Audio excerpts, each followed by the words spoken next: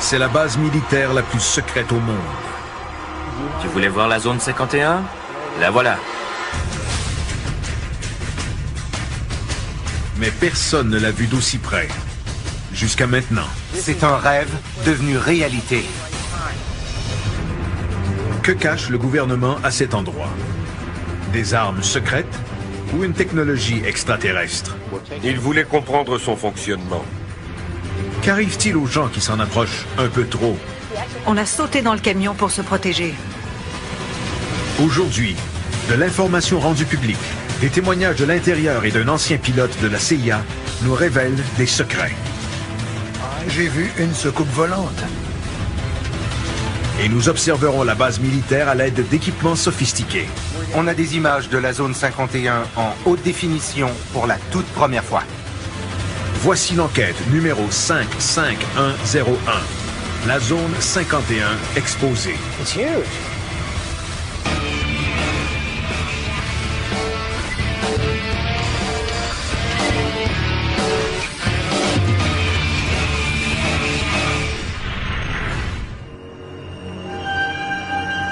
Octobre 2008.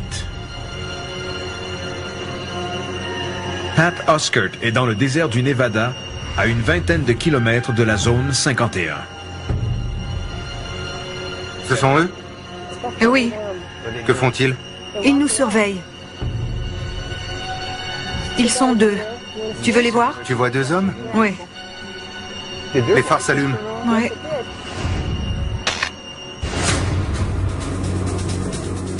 Août 1955.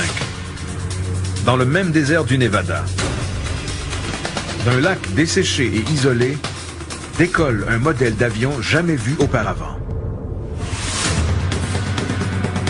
Ce test de l'avion espion U-2 le fait entrer dans l'ère moderne des avions ultra secrets.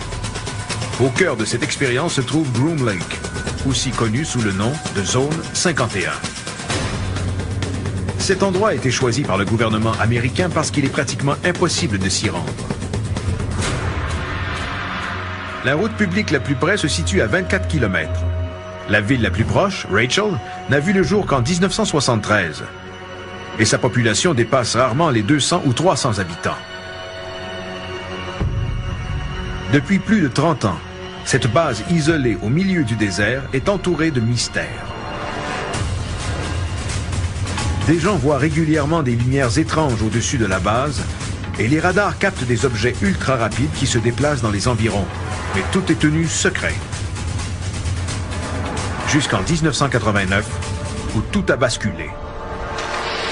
The time where I entered the hangar, I witnessed recovered alien spacecraft that the Department of Naval Intelligence in the United States was back engineering. L'atomicien du gouvernement américain Bob Lazar déclare publiquement qu'il a désassemblé un vaisseau extraterrestre dans la zone 51. Du coup, les témoignages affluent sur des présumés ovnis qui survoleraient Groom Lake.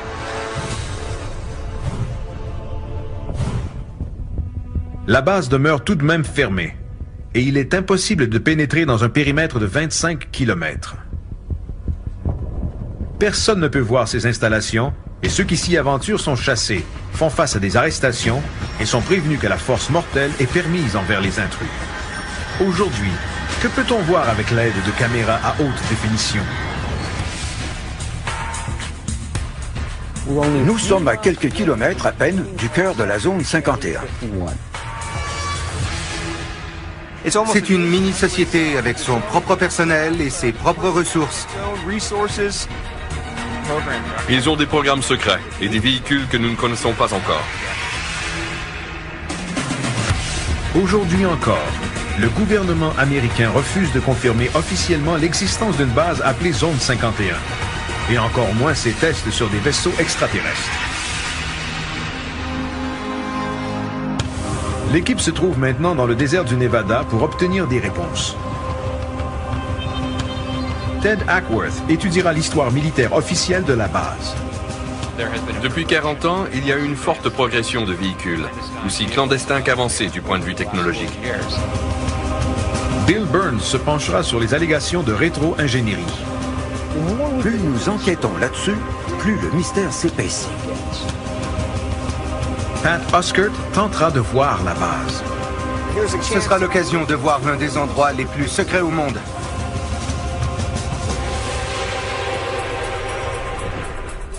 La zone 51 tient son nom des cartes géographiques datant des années 1950. Elle montre une région d'essai dans le Nevada, divisée de manière complexe. Chaque cadran est numéroté et le terrain qui entoure Groom Lake porte le numéro 51. Peu de détails significatifs existent sur cet endroit historique. Et très peu de gens savent ce qu'il s'y passe.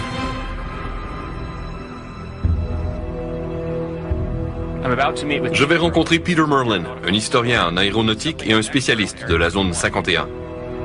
Peter Merlin est membre de la Fondation historique des sites d'essai du Nevada. Il a parlé à des douzaines d'employés de la zone 51 et a étudié des documents top secrets rendus publics, ainsi que des images satellites auparavant illégales. La base a été ouverte autour de 1955, n'est-ce pas? Oui, en 1955 par la CIA. L'avion espion U-2 était un appareil ultra secret et ils avaient besoin d'un endroit pour le tester, hors des yeux du public. Les ingénieurs ont d'abord choisi Groom Lake, un énorme lac desséché, parce qu'il était possible d'y aménager une piste naturelle de plus de 6 km. Lorsqu'ils s'aperçoivent que l'avion U-2 est vulnérable aux missiles russes, les militaires américains entament une série de projets secrets. La base de Groom Lake n'était pas prête à cela.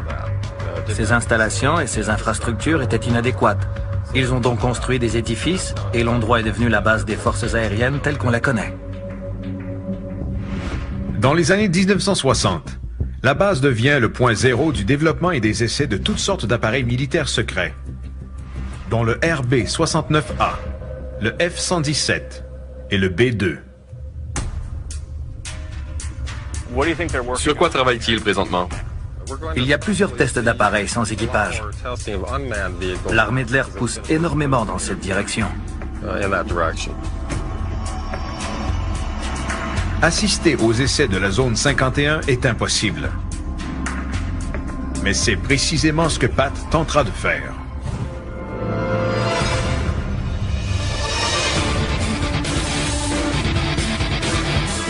Pat rencontre Mark Farmer, caméraman de combat aérien et spécialiste de la zone 51. Il amène Pat assister à un essai secret que très peu de gens ont eu la chance de voir.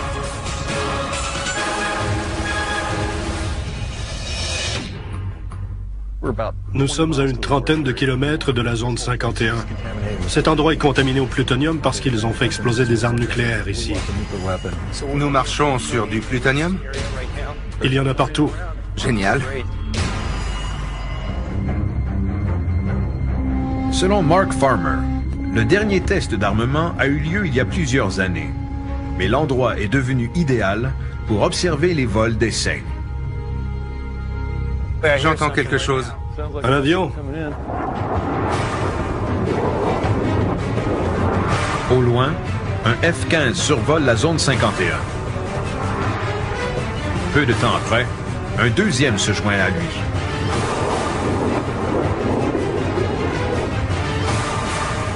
Les militaires ont probablement été avisés de la présence des deux hommes. Ils nous surveillent? Électroniquement, oui. Un nombre inconnu d'appareils vidéo et audio sont dissimulés dans le désert environnant. Comment nous surveillent-ils? Leur service technique a tout un réseau de soutien électronique qui absorbe les émanations électromagnétiques en tout temps. Et nous avons sur nous des micros sans fil, des téléphones cellulaires et des émetteurs-récepteurs. Alors il est très facile pour eux de nous détecter. Les F-15 passent à quelques reprises et disparaissent. Aucune autre activité n'est observée par la suite. Les militaires étant au courant de leur présence, Mark et Pat comprennent rapidement qu'il ne se passera plus rien. Leurs activités doivent demeurer secrètes, alors nous ne verrons plus rien. Personne ne sait cela plus que Bob Lazar, qui s'est effacé après avoir été ridiculisé pendant des années. Le premier homme qui a publié l'histoire, George Knapp, est toujours à la poursuite de la vérité. George travaille pour KLAS Television, une chaîne affiliée à CBS à Las Vegas, au Nevada. George Knapp a publié l'histoire de Bob Lazar sur la zone 51. Dans le rapport de George Knapp en novembre 1989, Bob Lazar dit avoir désassemblé une soucoupe volante extraterrestre dans un complexe de la zone 51 appelé la section S4. Toutefois, les preuves que Bob Lazar ait effectivement travaillé à la section S4 et au laboratoire national de Los Alamos juste avant d'être transféré à la zone 51 sont introuvables. Il clame que son identité a été effacée et plusieurs le qualifient de menteur. Mais George Knapp a trouvé un renseignement troublant dans les archives du laboratoire de Los Alamos. J'ai appelé au laboratoire et ils m'ont dit de ne pas avoir son nom dans leur dossier. Mais j'ai ensuite trouvé un annuaire du laboratoire avec son nom à l'intérieur. Je les ai rappelés et ils ont continué à nier. Le gouvernement tente-t-il de cacher que Lazar a travaillé à la zone 51? J'ai ensuite trouvé un article du journal Los Alamos et on le voit sur la première page avec une main posée sur son dragster et il est présenté comme un physicien. Je suis retourné au laboratoire avec l'article et il n'y est toujours. Je sais qu'il a travaillé là non seulement à cause de l'article du journal et de l'annuaire, mais aussi parce que 4 ou 5 employés du laboratoire m'ont confirmé qu'il y a travaillé sur des projets ultra secrets. Selon George Knapp, ce sont des preuves irréfutables que Bob Lazar a bel et bien travaillé au laboratoire de Los Alamos. Mais un renseignement bizarre le laisse perplexe.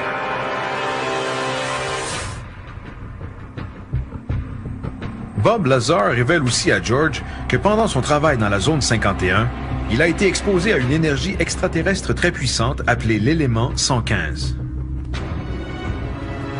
Il a dit que cette énergie venait d'une autre planète ou d'un autre système solaire et qu'il voulait comprendre son fonctionnement.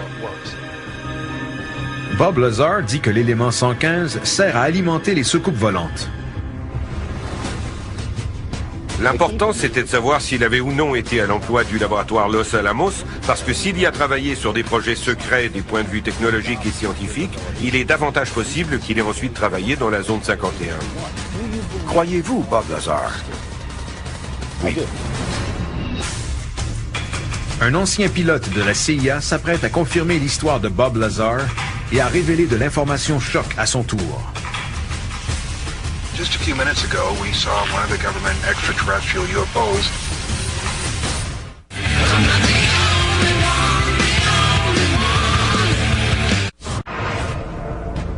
En 1989, Bob Lazar, présumément physicien pour le gouvernement, affirme qu'il a travaillé sur la rétro-ingénierie de soucoupes volantes extraterrestres dans les locaux de la zone 51. Il clame également que ces soucoupes volantes sont propulsées par une source extraterrestre étrange appelée élément 115.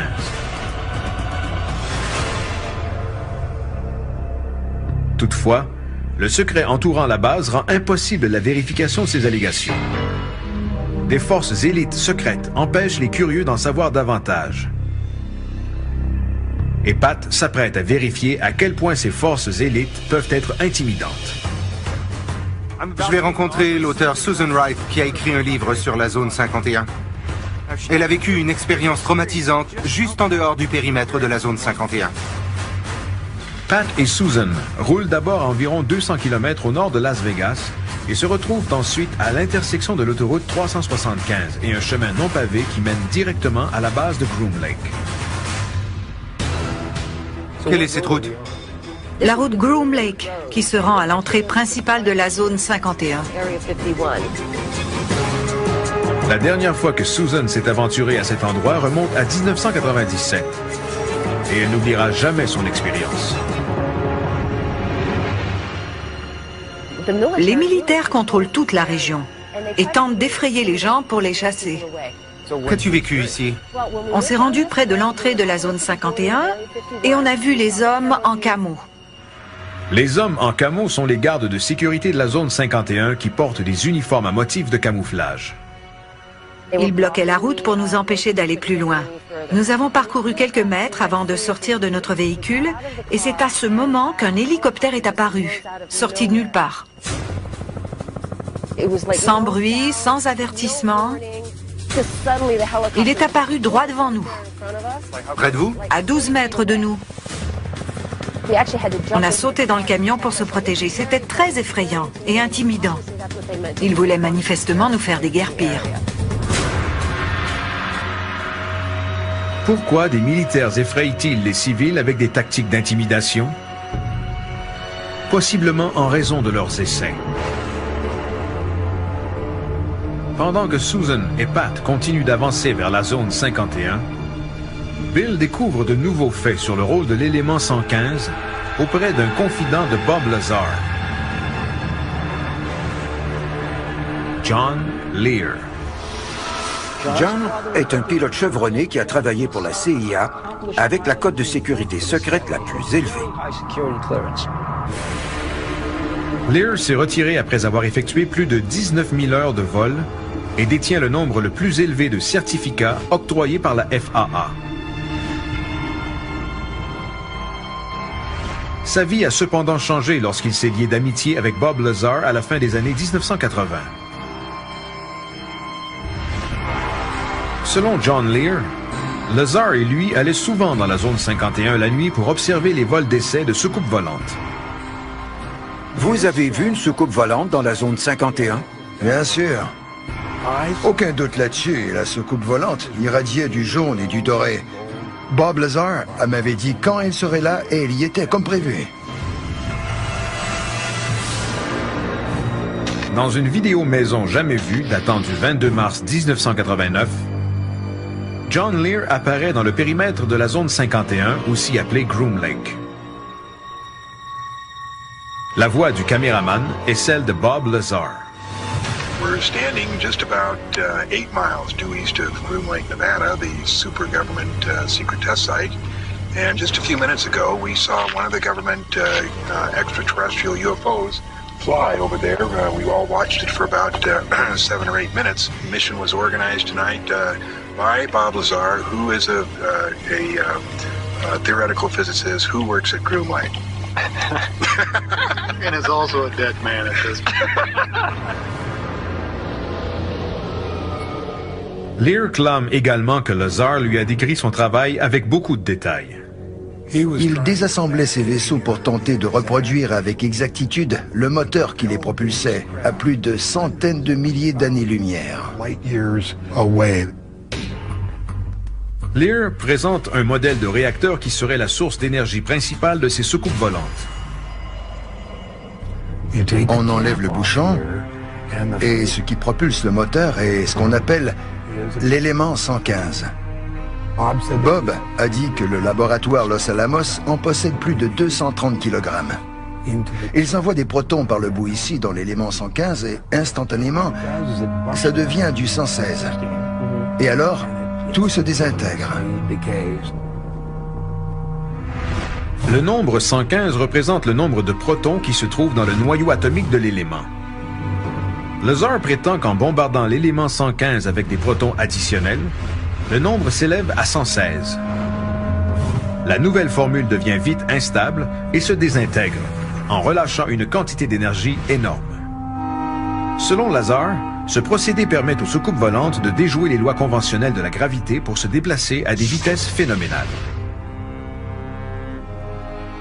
Voici notre soucoupe dans l'espace. Le procédé fait en sorte de tirer l'espace vers la soucoupe, de manière à l'envelopper, rendant possible ses déplacements à des centaines d'années-lumière.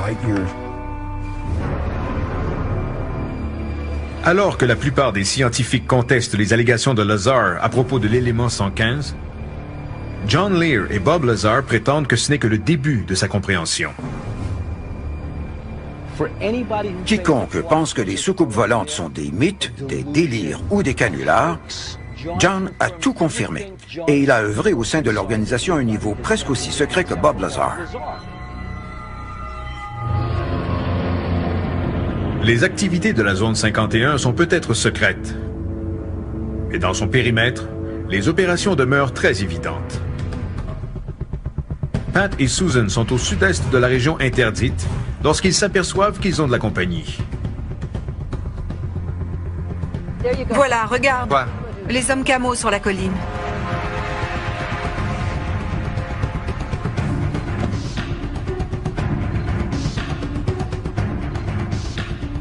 Ce sont eux? Oui. Que font-ils? Ils nous surveillent. Ils sont 2. Tu veux les voir? Tu vois 2 hommes? Oui. Les phares s'allument. Oui. Je me demandais s'il y avait quelqu'un et ils m'ont répondu en allumant les phares. Au loin, les unités de surveillance les épient à l'aide de leur équipement audio et vidéo.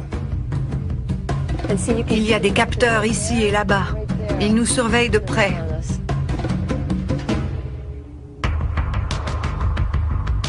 Même s'ils sont suivis, Pat et Susan continuent d'avancer dans le périmètre.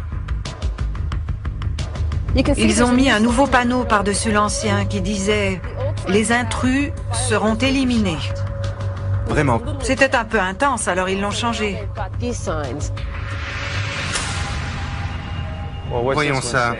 Avertissement, base de l'armée de l'air où il est illégal de pénétrer sans la permission du commandement. Tout le personnel et les objets sous son contrôle peuvent être fouillés. Wow.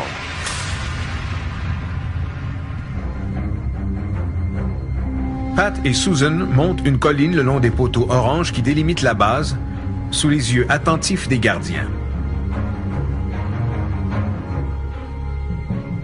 Ils se déplacent pour mieux voir ce qu'on fait exactement. Ils veulent savoir où on va. Et surtout, ce qu'on a l'intention de faire. Ils nous épient. Avec des jumelles puissantes. Partons d'ici. D'accord. On y va? Oui.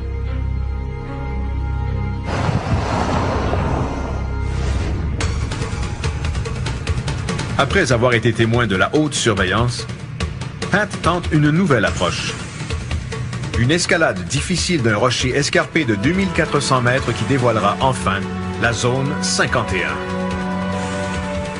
On a des images de la zone 51 en haute définition pour la toute première fois. Pendant des années, les secrets de la zone 51 ont mystifié autant les ovnistes que les chercheurs militaires. Sur des images satellites publiques, les détails sont flous. Nous voyons plusieurs routes et pistes, de nombreux gros édifices et d'autres structures non identifiées. Ces images ne disent rien sur les opérations réelles de la base.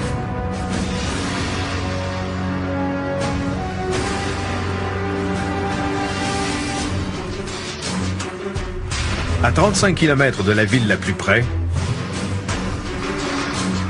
Pat rencontre Glenn Campbell, un guide expérimenté de la zone 51. Les 2 hommes vont escalader Tickaboo Peak. Du sommet, ils pourront voir la base avec leurs propres yeux. Nous installons notre campement de jour parce qu'il est trop tôt et nous voulons escalader durant la nuit pour être au sommet au lever du soleil. Parce que c'est le meilleur moment pour voir la zone 51. Pendant que Pat et Glenn installent leur campement de jour, Ted Ackworth se trouve à 30 km plus loin et surveille le ciel au-dessus de Groom Lake. À mi-chemin entre les villes de Rachel et Alamo, se trouve une route sur laquelle plusieurs personnes ont vu des ovnis, juste au-dessus de la zone 51. Ces images de l'espace aérien de la zone 51 ont été captées par des cinéastes amateurs. Pour effectuer ce test, nous avons embauché une compagnie de surveillance de Las Vegas, Southwest Surveillance. Ils ont emporté 3 caméras vidéo à haute résolution qui seront orientées vers la zone 51 et nous espérons enregistrer des images intéressantes. Les 3 caméras sont installées à 300 mètres les unes des autres et enregistreront en continu le ciel au-dessus de la zone 51 pendant les 3 prochains jours. S'il y a des activités aériennes étranges au-dessus de la base, la nuit ou le jour, les caméras vont les enregistrer. La nuit tombe et Pat et Glenn se préparent pour la longue randonnée qui les attend jusqu'au sommet de Tickaboo Peak. Tickaboo Peak est à une distance de 41 km de la zone 51 et est le seul endroit légal d'où ils peuvent regarder la base. On a parcouru 35 km de route non pavée pour arriver ici.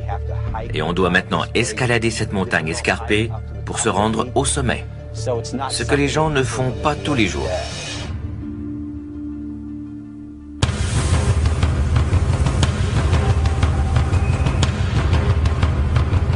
Il est minuit 30 et nous avons commencé l'ascension de Tekabo Peak, dont le sommet est à un peu plus de 2000 mètres.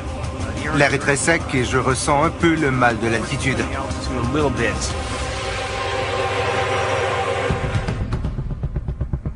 La distance à parcourir n'est que d'1,5 km, mais le terrain est très escarpé et exigeant sur une distance d'environ 300 mètres. Pat et Glenn doivent souvent ramper sur les mains et les genoux sur une terre rocailleuse et sablonneuse. Nous escaladons depuis un bon moment et l'inclinaison de la pente rend la tâche parfois très difficile. Ceux qui veulent tenter l'expérience doivent être expérimentés et non des débutants. On pourrait facilement laisser sa peau ici.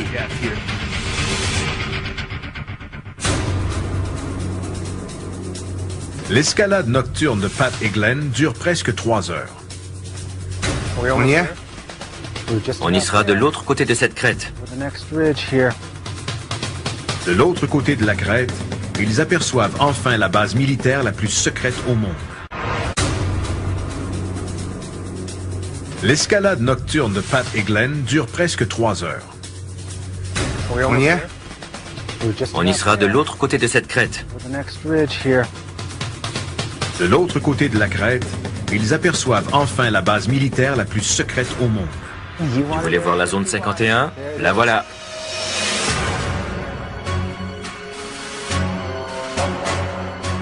Bon sang. C'est immense. « 40 km les séparent toujours de la base. Mais l'air sec du désert du Nevada fait en sorte que la vue est très claire.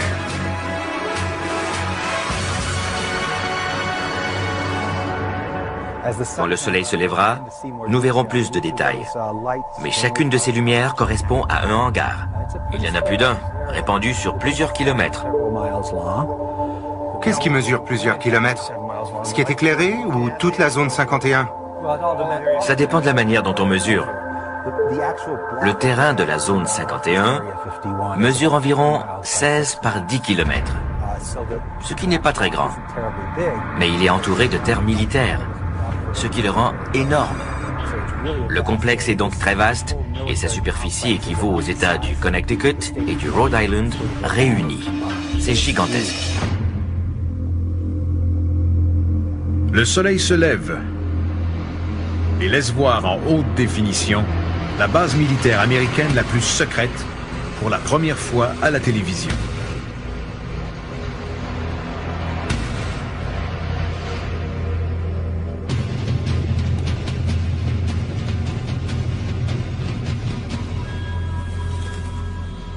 Pat observe la base et voit un autre mystère.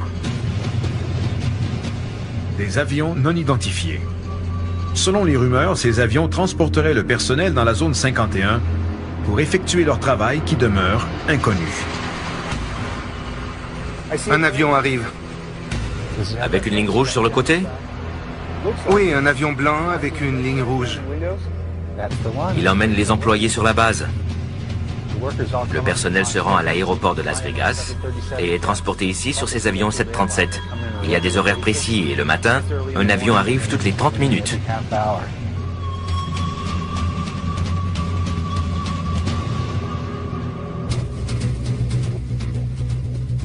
La lumière du jour offre une vue imprenable de la zone 51 et une qualité d'image impressionnante. La clarté des images est rendue possible grâce à de l'équipement hautement sophistiqué. Vous pouvez constater que nos caméras sont très spéciales. Une caméra ordinaire a des lentilles de 50 mm, alors que celles-ci sont munies de lentilles de 1140 mm. C'est pour cette raison qu'on obtient ces images sensationnelles de la zone 51. Glenn m'a informé qu'il n'y a jamais eu de telle caméra ici. Personne n'a jamais vu d'image aussi claire de la zone 51 grâce à nos caméras haute définition.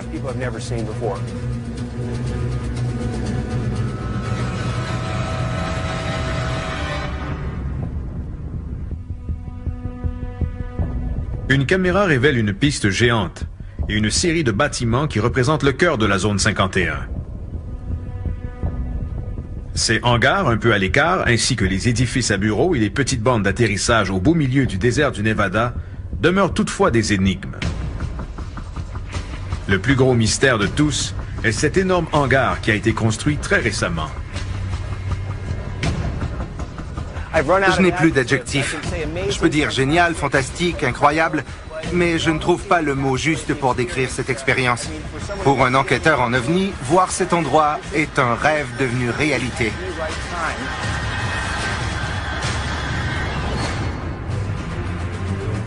À quoi sert ce gros hangar qui est parfaitement visible du sommet de Tikaboo Peak? Une image satellite récente de la base offre plusieurs possibilités. Le plus grand est très étrange. Une balade près de la zone 51 révèle des mesures de sécurité extraordinaires. Des discussions avec un ancien pilote de la CIA avancent l'hypothèse de tests sur des technologies extraterrestres. De plus, une randonnée vers le seul endroit légal pour avoir une vue de la zone 51 présente des images inédites en haute définition d'un hangar gigantesque qui soulève de nombreuses questions sur les activités qui ont lieu à l'intérieur.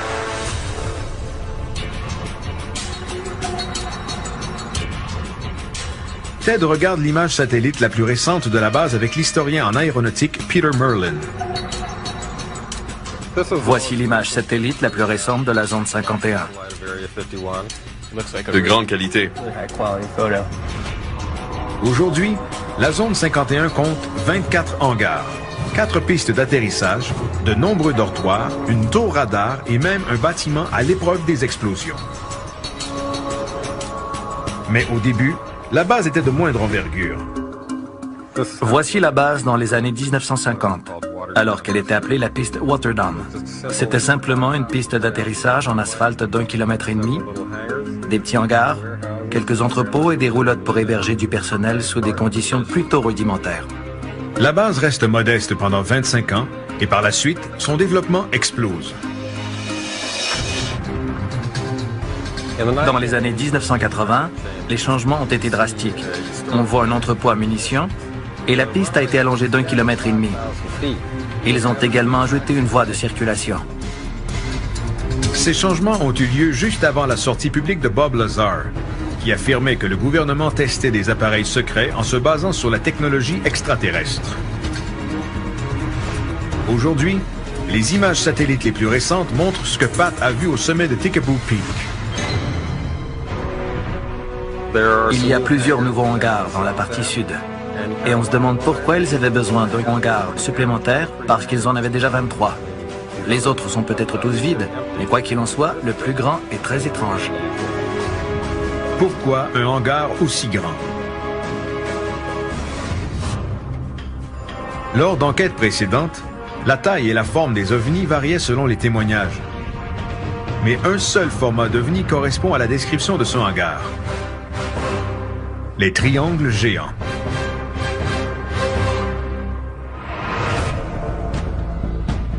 En 1997, à Phoenix, en Arizona, I saw a large delta-shaped dark object. En 2004, à Tinley Park, en Illinois. I got it on tape! I got it!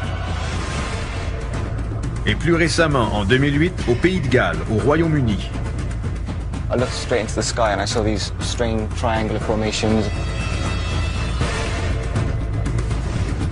Une explication militaire a été avancée. Il s'agirait du dirigeable furtif. Mais le gouvernement nie son existence alors que plusieurs spécialistes se demandent comment il pourrait être caché du public. La désinformation est une méthode de garder certains programmes secrets. Ils ne seront peut-être jamais révélés. Les enquêteurs ont peut-être trouvé la réponse dans ces images exclusives de la zone 51. Ce hangar prouve-t-il l'existence d'une nouvelle technologie ultra secrète qui serait liée aux ovnis géants vus au cours de la dernière décennie?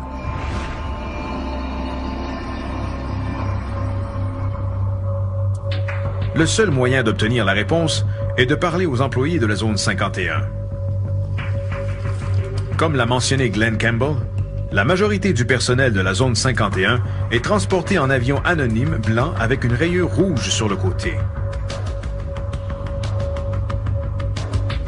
Les recherches de Glenn et d'autres enquêteurs ont révélé que ces avions sont appelés Janet et qu'ils partent quotidiennement de l'aéroport international McCarran à Las Vegas. Pat et Glenn tenteront de suivre un de ces vols Janet à partir du décollage. De leur côté, Bill et Mark Farmer observeront les vols Janet du 18e étage de l'hôtel Tropicana, un des seuls endroits à Las Vegas qui offre une vue sur le terminal Janet. Mark établira le nombre de vols Janet et ensuite nous irons consulter la base de données de la FAA pour tenter de savoir à qui ces avions appartiennent. Autour de l'aéroport international McCarran, Pat et Glenn cherchent un autre endroit pour observer les avions. Pourquoi le nom Janet? C'est probablement un acronyme pour Joint Army Navy Transport. Mais personne ne sait vraiment ce que Janet veut dire. Ce n'est qu'une hypothèse. Ces enregistrements de la tour de l'aéroport confirment l'appellation officielle de Janet. Las Vegas approach Janet 721. Approach Janet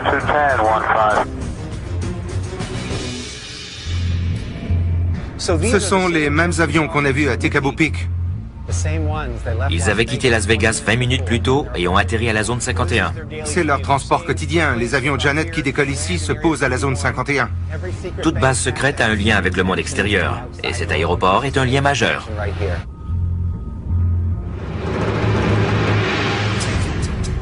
À l'hôtel, Bill et Mark observent les départs des vols Janet et notent les numéros sur les queues des avions. Celui qui décolle a le numéro November 5177 Charlie. Bill entre les numéros dans la base de données de l'administration de l'aviation fédérale pour confirmer l'investissement du gouvernement dans la compagnie. 6662 Bravo Alpha. Propriété du gouvernement américain. Qu'est-ce que ça veut dire? Si on regarde rapidement, on voit des avions décoller et rien de spécial à signaler. Si on observe de plus près, on remarque des barbelés, des postes de garde et aucune inscription sur les bâtiments. Ça veut dire que tout est caché.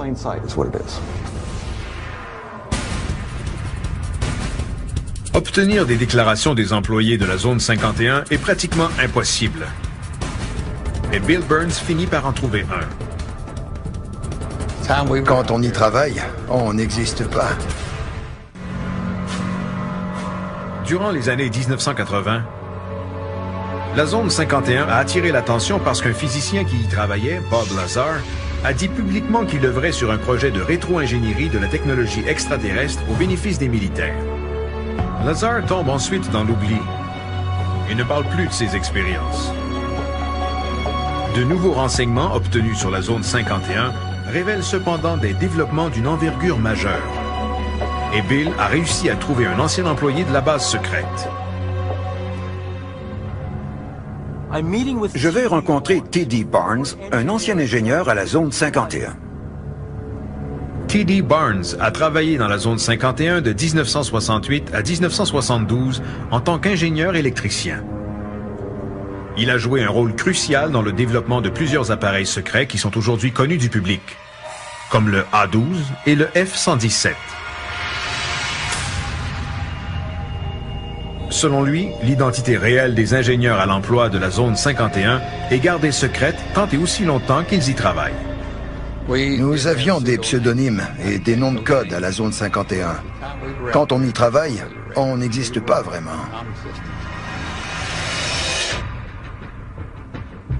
La description de T.D. Barnes pourrait valider les allégations de Bob Lazar qui n'a jamais pu prouver qu'il était effectivement un employé de la zone 51. Selon Barnes, la sécurité y est tellement serrée que les ingénieurs n'avaient pas l'autorisation de voir les projets des autres ingénieurs.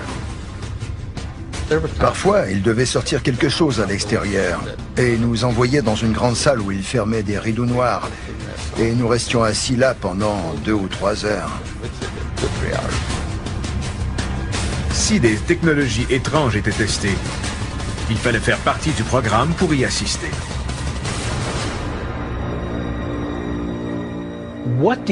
Que savez-vous sur les ovnis et la rétro-ingénierie à la zone 51?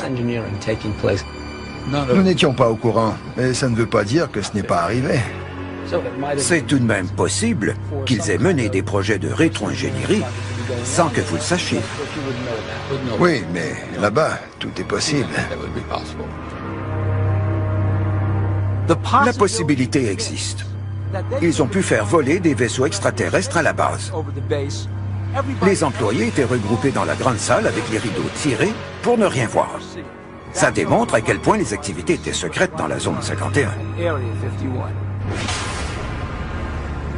Les allégations de Bob Lazar sur les vols d'essais d'OVNI sont-ils vraies? Près de la zone 51, les 3 caméras de surveillance à haute résolution que Ted a installées ont capté des images de phénomènes aériens inexpliqués. Les caméras ont enregistré en continu pendant 3 jours. Ted et l'analyste d'images Terrence Mason examinent maintenant les films de plus près. Le premier soir, à 22h39, cette lumière étrange est apparue dans le ciel au-dessus de la zone 51 pour disparaître rapidement derrière les montagnes. C'est trop éclatant pour être un éclair. Je dirais plutôt qu'il s'agit d'un système de propulsion ou d'un avion à réaction. Peut-on superposer une image de jour et cette image de nuit avec les mêmes montagnes? Terrence combine les 2 images et est étonné du résultat. En superposant les 2 images, on peut voir que l'objet s'approche de l'horizon juste avant de s'éteindre. Mais il est encore assez loin du sommet des montagnes. Il s'éteint donc avant de tomber derrière les montagnes. L'objet inconnu semble s'éteindre graduellement. Sa trajectoire le mène à la piste d'approche de la piste principale de la zone 51. Voyons si on peut évaluer sa vitesse. Ted se sert de la distance connue entre la caméra et la zone 51, c'est-à-dire 24 km, ainsi que la hauteur et la distance des montagnes, afin d'évaluer la vitesse de l'objet. À quelle distance se trouve l'objet par rapport aux montagnes devant? Environ 2 fois la hauteur des montagnes à partir du sol. S'il s'approche de la zone 51, il parcourt environ 3000 mètres en 2,2 secondes, ce qui veut dire 5800 km à l'heure. C'est rapide. C'est rapide. 5800 km à l'heure est une vitesse qui dépasse tous nos appareils. Si l'objet est encore plus éloigné, disons à 30 ou 50 km plus loin que notre estimation, sa vitesse n'a d'égal que celle d'une météorite. Selon mon expérience, ces images ne correspondent pas à une météorite, parce qu'il est trop lent. Une météorite ou une étoile filante n'aurait laissé qu'une trace blanche sur l'image. Le seul appareil inventé par l'homme qui atteignait cette vitesse est le X-15, qui brisait le mur du son à 7200 km à l'heure. Mais le dernier vol de cet avion a eu lieu le 24 octobre 1968. Aucun autre appareil connu du public n'a jamais volé aussi rapidement depuis cette époque. C'est embêtant. Et le mystère demeure complet. Un objet s'est dirigé vers la zone 51 à haute vitesse et on ignore de quoi il s'agit.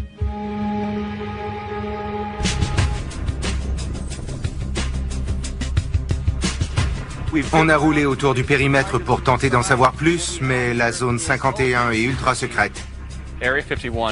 La zone 51 existe, ce n'est pas de la fiction. Ces installations ne sont pas secrètes, mais ces activités ont toujours été extrêmement bien cachées. Qu'est-ce qui se cache et se trame en secret dans la zone 51? Possèdent-ils des soucoupes volantes? Que dissimulent-ils entre ces murs? Que font-ils? Nos images exclusives prouvent que la zone 51 est toujours active. Des hangars gigantesques, des objets volants à des vitesses vertigineuses et l'apparition de triangles géants dans le ciel à travers le monde. La zone 51 pourrait bien être la source des phénomènes d'OVNI.